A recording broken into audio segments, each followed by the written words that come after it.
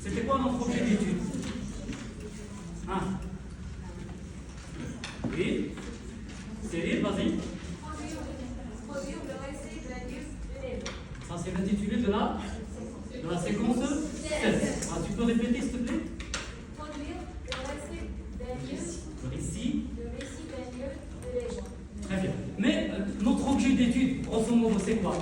C'est la légende. Très bien. Tu peux nous proposer une petite définition de la légende. Alors, qu'est-ce qu'une légende? Hein? C'est quoi une légende? Là, ici. Et très bien. Donc, on va dire, elle allie un côté réel et un côté imaginaire. Par exemple, on a des personnages et des lieux qui sont réels, tandis qu'un événement, on va dire surnaturel, qui va rendre cette histoire en histoire surnaturelle ou bien imaginaire. Très bien.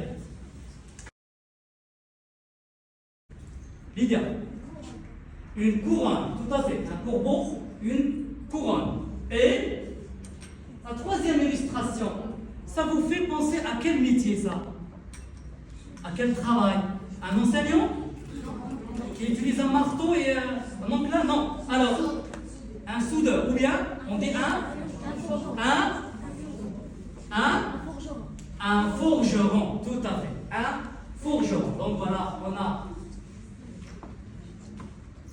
corbeau, c'est-à-dire, quel est le lien? Corbeau, couronne. On commence par le corbeau.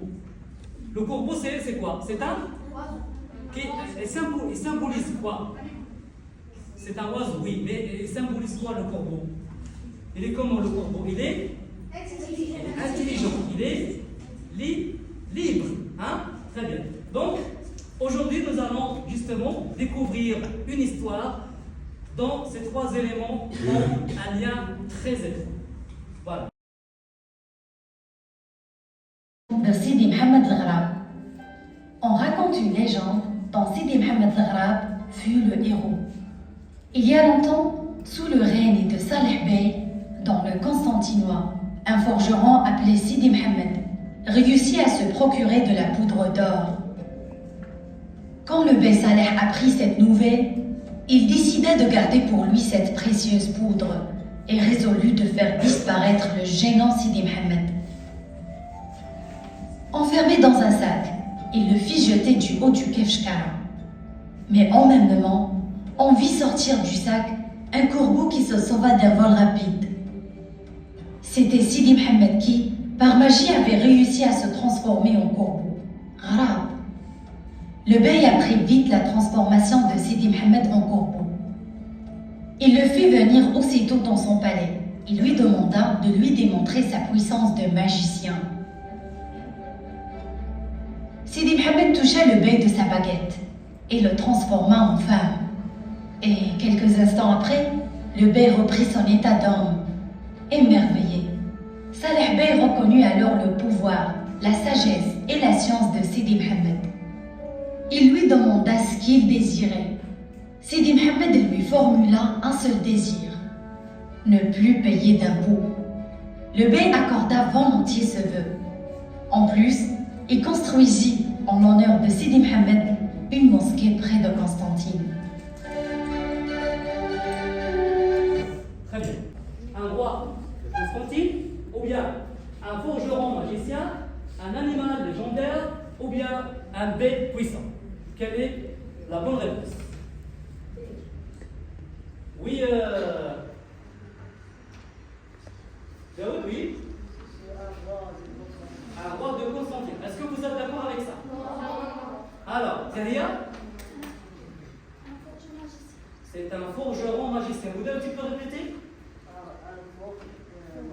Un forgeron magicien. Vous êtes d'accord avec ça? Oui. Donc, Sidi Mohamed al-Ghrab, c'est un forgeron magicien. C'est une question? Où et quand se passe l'histoire? Où, c'est-à-dire le lieu, et quand, voilà, à quelle époque se passe l'histoire? Donc, à Alger, au 19e siècle, dans le Constantinois sous le règne de Saleh Bey, ou bien dans le désert il y a 100 ans. Quelle est la bonne réponse? Oui, Khaïla? sous le règne. Très bien, voilà. Donc, c'est Sidi Mohamed. Deuxième question.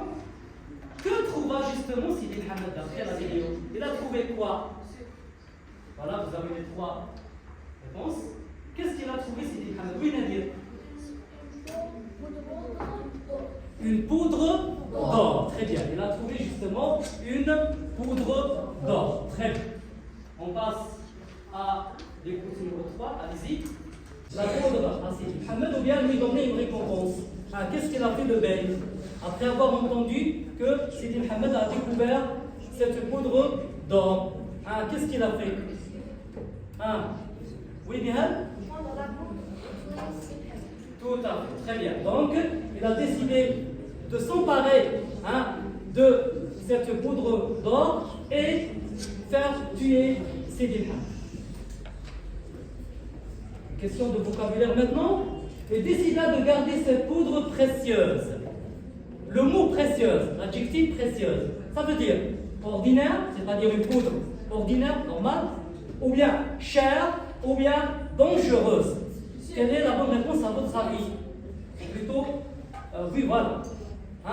Quelle est la bonne réponse? Une poudre précieuse. Qu'est-ce que cela veut dire? Oui, Youssef. C'est cher.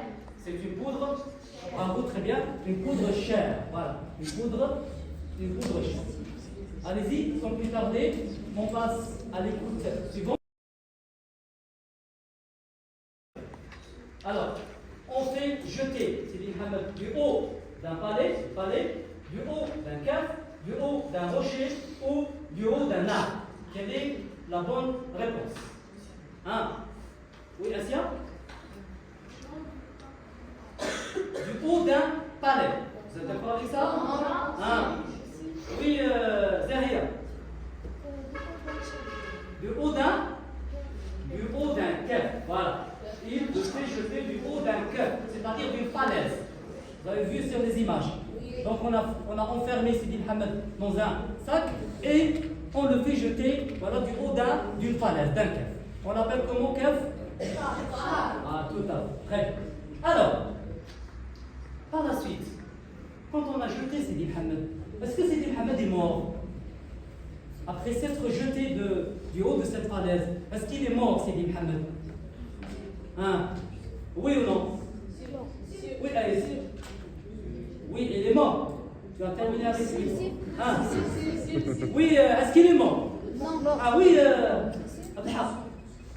non, c'est-à-dire il n'est pas mort. Il n'est pas mort, d'accord? D'accord? Sidi Mohamed, il n'est pas mort. Voilà. Donc il n'est pas mort, bien entendu. Alors, s'il n'est pas mort, évidemment, il s'est sauvé, voilà. Alors, comment il a fait pour se sauver? Comment il a fait, Sidi Mohamed, pour se sauver? Qu'est-ce qu'il a fait? Oui? Allez-y. Wiza? Sidi Mohamed était magique et avait réussi à se transformer en corbeau. Tout à fait. C'est-à-dire, tu veux nous donner une autre réponse? Oui, Cyril? Il se transforme en corbeau. Tout à fait. Il se transforma en corbeau. Absolument. Donc Sidi Mohamed se transforma en corbeau, qui veut dire bravo. Très bien. Alors, quelle est la bonne réponse? Allez-y, Islam. Le pays des Très bien. Donc, absolument, Sidi Mohamed à la fin avait une demande ou bien un vœu. Un désir. Alors c'était quoi? C'est de ne plus payer d'impôts. Donc il a demandé au bey d'enlever, si vous voulez, les impôts. Cinquième et dernière réponse. En honneur de Sidi Mohamed, le bey Salah fait construire. Qu'est-ce qu'il a fait construire pour rendre hommage justement à Sidi Mohamed? Quelle est la bonne réponse? Qu'est-ce qu'il a fait construire, le bey? Oui, très bien. Il a fait construire une mosquée près de Constantine. Ça c'est clair? C'est pour rendre hommage à Sidi Hamad. Voilà. Vous avez ce petit énoncé, la troupe. C'est à vous de trouver les mots-clés. Alors, allez-y, essayez de. Je vous donne quelques minutes. Allez-y. Ah, c'est qui est Sidi Hamad d'après cette histoire?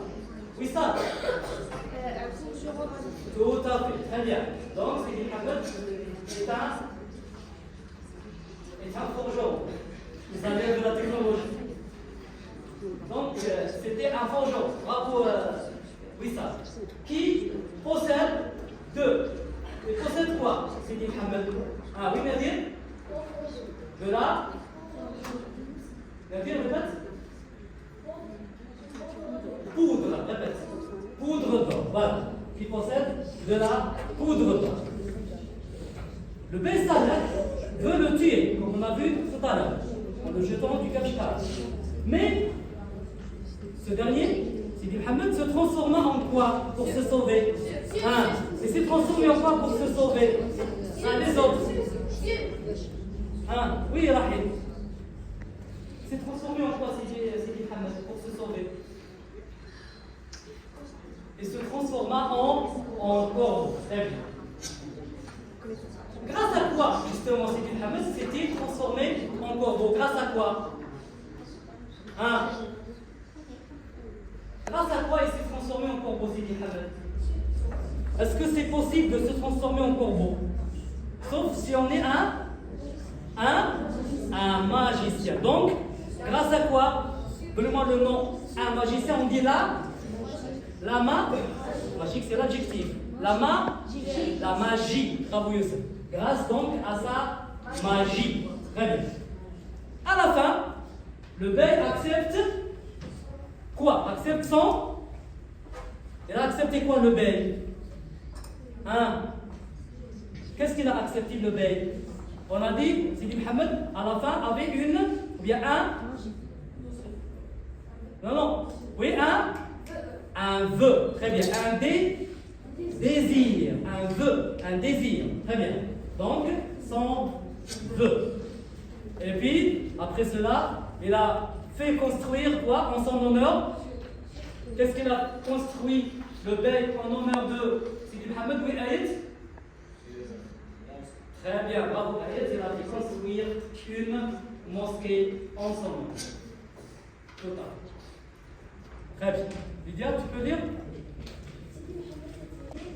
Qui possède de la poudre d'or. Le Bey Saleh veut le tuer, mais il se transforme en corbeau grâce à sa magie. À la fin, le Bey accepte son vœu et construit une mosquée en son honneur. Merci. Céline, vas-y. Laurent, qui possède de la poudre d'or. Le Bey Saleh veut le tuer, mais il se transforme en corbeau grâce à sa magie. À la fin, le Bey accepte son vœu et construit une mosquée en son honneur. Merci. De se transformer en corbeau et pas en un autre animal. Pourquoi précisément le corbeau, à votre avis?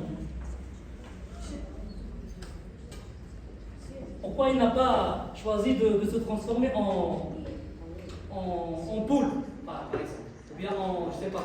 Pourquoi le corbeau précisément? C'est pour quelle raison? Après, là, oui. Parce que le corbeau est intelligent, d'accord? Achat? Pour pouvoir voler. Voilà, c'est intéressant. Voilà, pour pouvoir voler parce que il s'est jeté. S'il s'est transformé en un autre animal qui ne peut pas voler, donc ça aurait été la fin pour lui.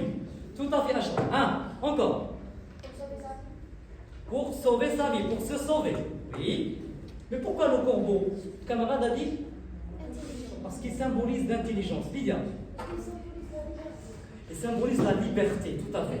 Un corbeau, il symbolise la liberté et l'intelligence, absolument. Quoi d'autre? Céline, on n'a pas quelque chose à ajouter?